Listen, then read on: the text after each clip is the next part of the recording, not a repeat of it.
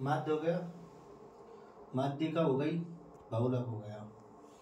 ठीक है, अब अगली बात करते हैं अपन किसकी, अगली बात करते हैं अपन सीमा या रेंज की। चौथी बात, अब पढ़ते हैं अपन सीमा के बारे में। सीमा बोल लो इसको, रेंज बोल लो इसको, परिसर बोल लो इसको, परिसर भी बोल सकते हैं इसको, और इसी को क्या कह सकते हो, और अंतर बोल सकते हैं।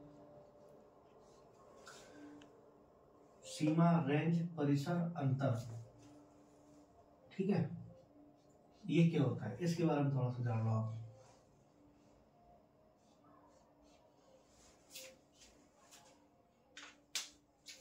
इसका सीमा, रेंज या परिसर निकालना होगा अपन को, तो कैसे निकालेंगे? सीमा या रेंज या परिसर निकालने के लिए अपन को क्या करना है कि सबसे बड़ी संख्या, सबसे बड़ी संख्या,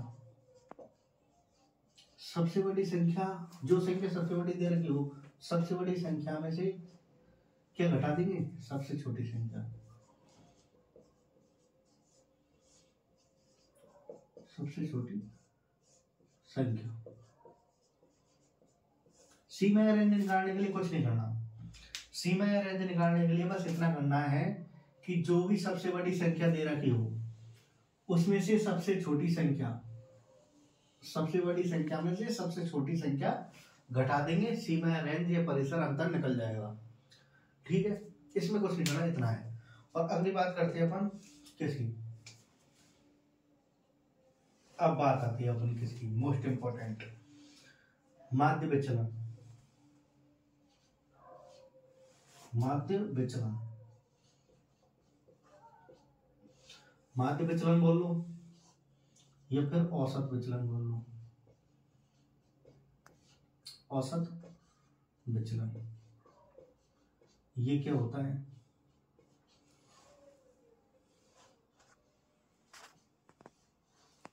माध्य विचलन या औसत विचलन क्या होता है? देखो, माध्य विचलन या औसत विचलन निकालने के लिए कुछ शर्तें हैं, वो आप ध्यान रखो। शर्त नंबर आपको बता देता हूं। शर्त नंबर फर्स्ट, हाँ पहली शर्त देखो आप, सबसे पहले तो माध्य निकालेंगे।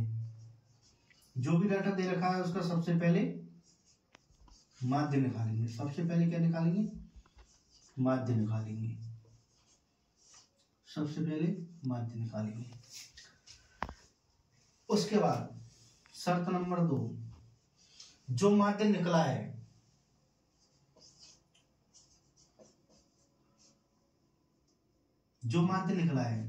उस माध्य का क्या करना है? डाटा के साथ क्या करना है? तुलना करना है। माध्य की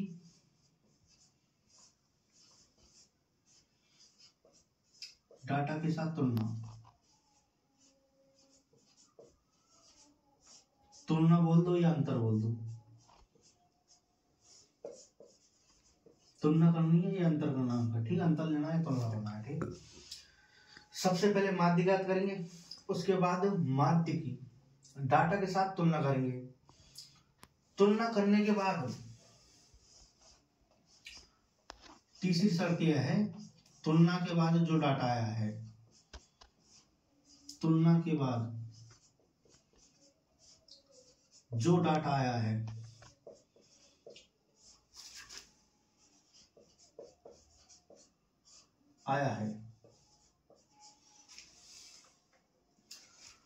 उसका योग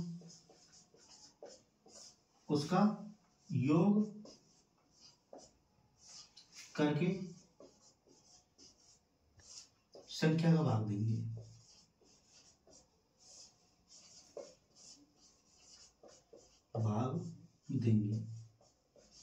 ये 3 शर्तें याद रखो, एन संख्या। सबसे पहले माध्य निकाल लिया, जो डाटा दे रखा है उसका माध्य निकालना है। माध्य निकालने के बाद माध्य निकाल लिया, माध्य और डाटा की तुलना करेंगे या अंतर करेंगे, दोनों का अंतर लेके जो डाटा आएगा उस डाटा का क्या करना है? योग करना है, और उस डाटा में जितनी संख्या है उन संख्याओं का भाग देना है, तब जाके माध्य विचलन औसत विचलन निकल जाएगा। ठीक है, एक्शन। हाँ, इसका एक फॉर्मूला और होता है। फॉर्मूला क्या होता है? माध्य विचलन का। वो फॉर्मूला देख लो आप। इसका फॉर्मूला होता है सिग्मा आई से 1 n तक। ठीक है, एक्स आई माइनस एक्स बार, दोनों का अंतर लेना है। ठीक है, क्या लिख रहा था उस शर्त में? दोनों का अंतर करने के बाद जो संख्या आएगी उसमें n का भाग देंगे। ये है माध्य विचलन या औसत विचलन का सूत्र। अब इसके बाद बात करते हैं अपन किसकी? माध्य विचलन हो गया, औसत विचलन हो गया। अब छठी बात कर लेते हैं अपन प्रसरण या विचरण की। ये क्या होता है प्रसरण या विचरण? देखो, प्रसरण या विचरण क्या होता है? देखो, इसमें भी शर्तें हैं कुछ, वही शर्तें हैं। पहली शर्त, सबसे पहले माध्य ज्ञात करना है। सबसे पहले माध्य निकालो डाटा का। माध्य निकाल लिया, फिर माध्य की तुलना करो। दूसरी शर्त, माध्य की तुलना, माध्य की डाटा से तुलना करनी है। ठीक है, तुलना करने के बाद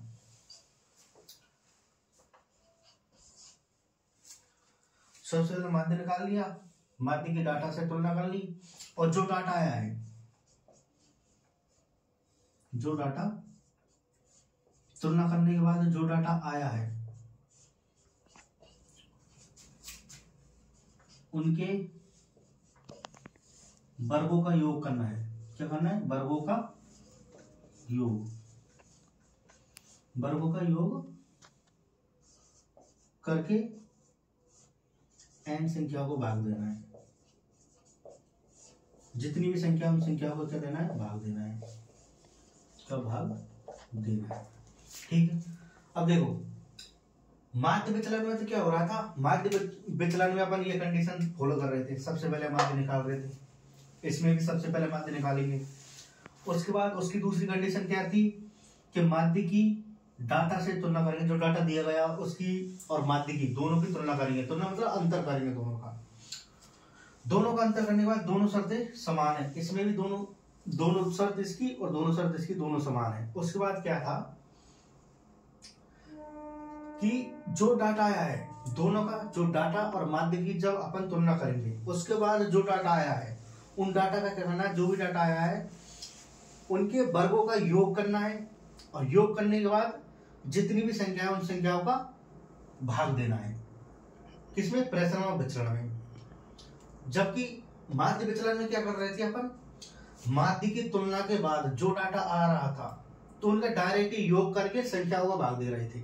इसमें किसका योग करेंगे? इसमें वर्गों का योग करेंगे। जो संख्या आएगी उनके वर्गों का योग करेंगे। उसमें बस संख्याओं का योग कर रहे थे और n संख्याओं को भाग दे रहे थे। इसमें वर्गों का योग करके n संख्याओं को भाग दिया जाएगा। ठीक है, अब जो प्रसरण है, जैसे माध्य विचलन औसत विचलन का सूत्र ये है, ऐसे ही प्रसरण का सूत्र है इसका। वो सूत्र क्या है वो देख लो आप। इसका सूत्र है सिग्मा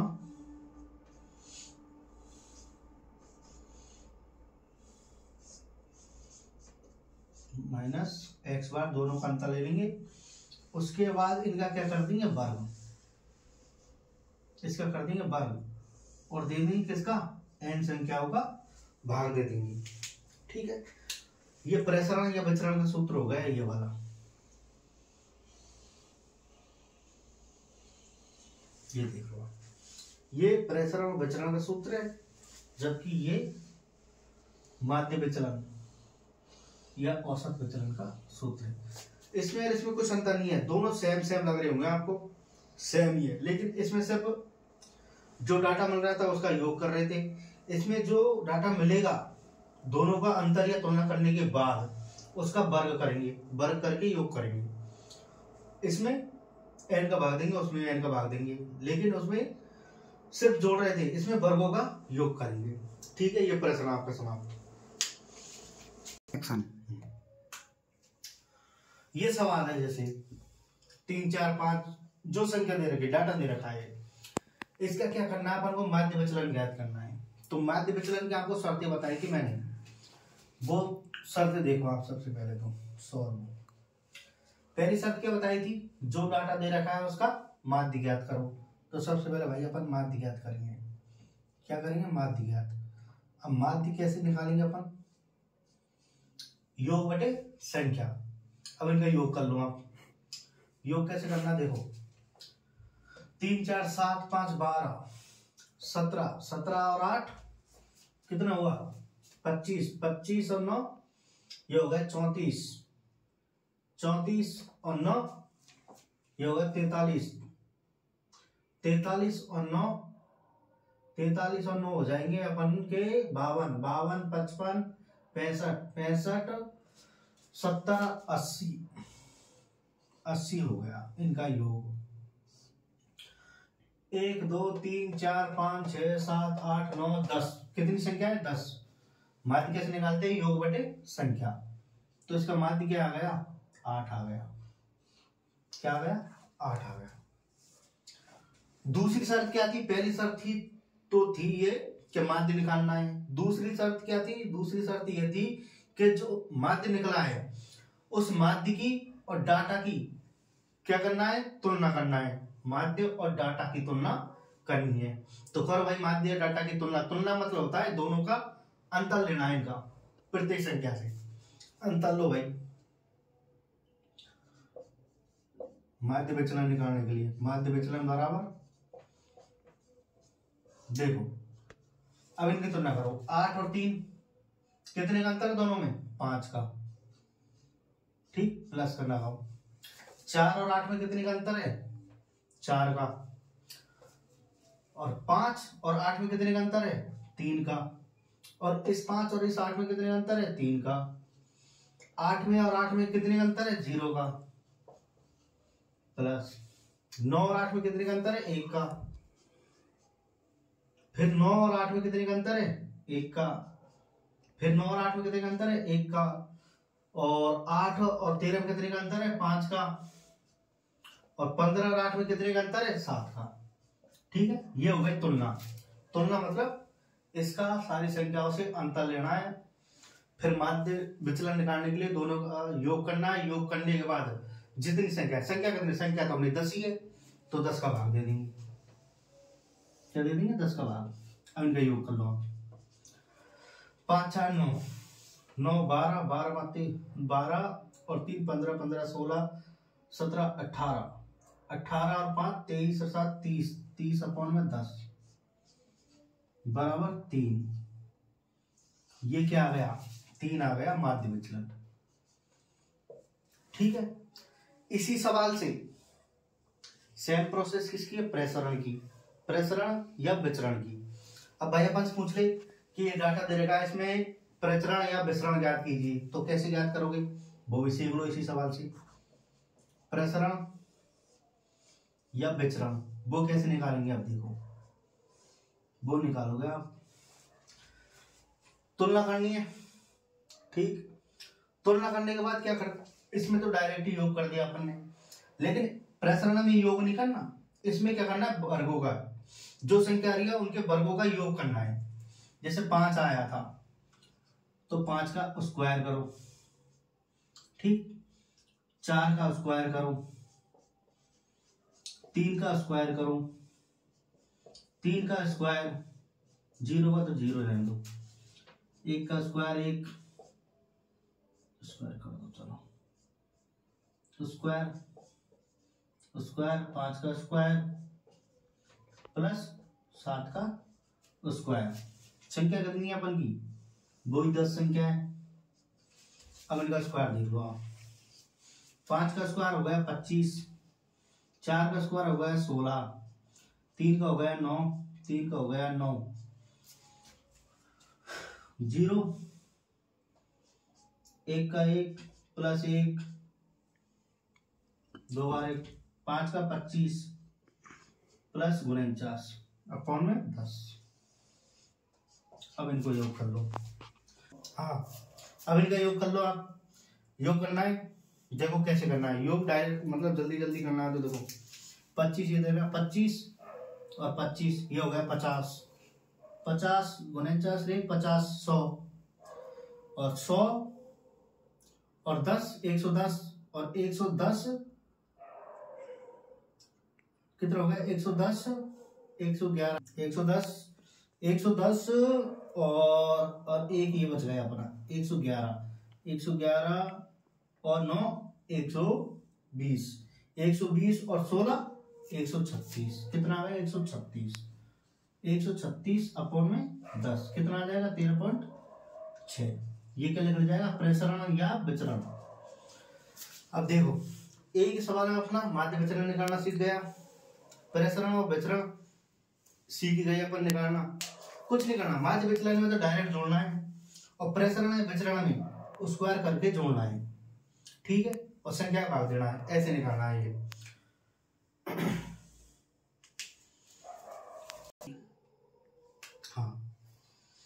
हाँ सांख्यिकी का माध्य हो गया अपना, माध्यक हो गया, बहुलक हो गया, सीमा या रेंज हो गया, माध्य विचलन हो गया और अपना प्रसरण या विचरण हो ही गया।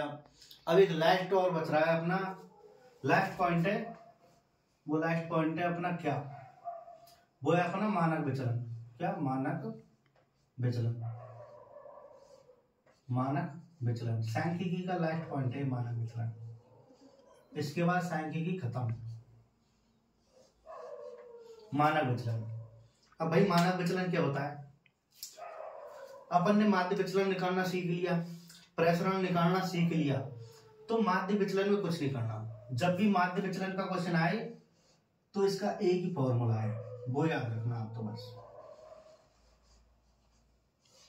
फॉर्मूला ये है माध्य विचलन का, रूट प्रसरण या प्रसरण को क्या बोलते हैं अपन विचरण। जो भी अपन प्रसरण निकालेंगे, प्रसरण निकालना सीख गए अपन, जो भी प्रसरण निकालेंगे, यदि मानक विचलन पूछे, प्रसरण दे के मानक विचलन भी पूछ सकता है कई बार, या फिर प्रसरण निकालना जानते हैं अपन, प्रसरण निकाल के रूट में रख देंगे, फिर मानक विचलन निकल जाएगा। अब मानक विचलन निकल जाएगा अपन का इस सूत्र से। अब इसका फॉर्मूला एक और होता है गणितीय भाषा में, वो देखो, वो होता है सिग्मा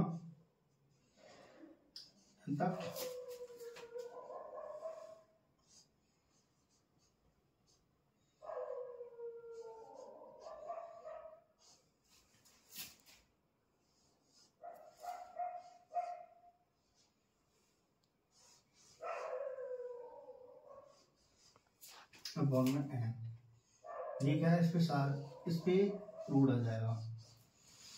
ये फॉर्मूला किसका था, ये था प्रसरण का, ये फॉर्मूला प्रसरण का था और रूट में लगा दिया, वही बात है जो वहां दे रखी है, वही बात यहाँ है, बस प्रसरण का फॉर्मूला यहाँ रख दिया। ये मानक विचलन खत्म हो गया। आज हमारा सांख्यिकी टॉपिक पूरा समाप्त है। अपन मिलते हैं नेक्स्ट वीडियो में।